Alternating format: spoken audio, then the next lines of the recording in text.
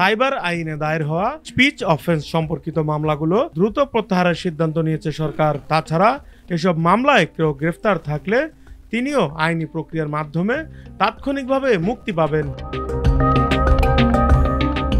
সোমবার আইন বিচার ও সংসদ বিষয়ক মন্ত্রণালয়ের এক বিজ্ঞপ্তিতে এ তথ্য জানানো হয়েছে। তথ্য ও যোগাযোগ প্রযুক্তি আইন 2006, ডিজিটাল নিরাপত্তা আইন 2018 এবং সাইবার নিরাপত্তা আইন 2023-এর অধীনে গত আগস্ট পর্যন্ত দেশের 8টি সাইবার ট্রাইব্যুনালে মোট 5,818টি মামলা চলমান রয়েছে বলে আইন মন্ত্রণালয় থেকে জানানো হয়েছে।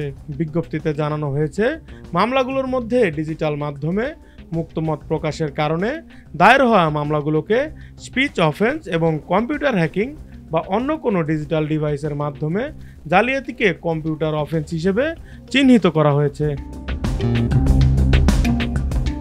বর্তমানে স্পিচ অফেন্স সম্পর্কিত মোট 1,340টি মামলা চলমান।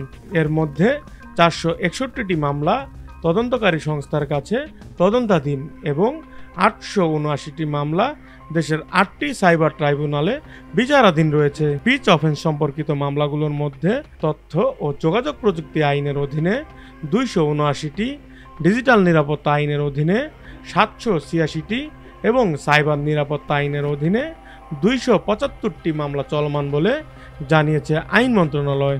এসব মামলায় কেউ গ্রেফতার থাকলে তিনি এই প্রক্রিয়ার মাধ্যমে তাৎক্ষণিকভাবে মুক্তি পাবেন বলেও জানিয়েছে আইন মন্ত্রণালয়। নিউজ ডেস্ক, ভোরের পাতা।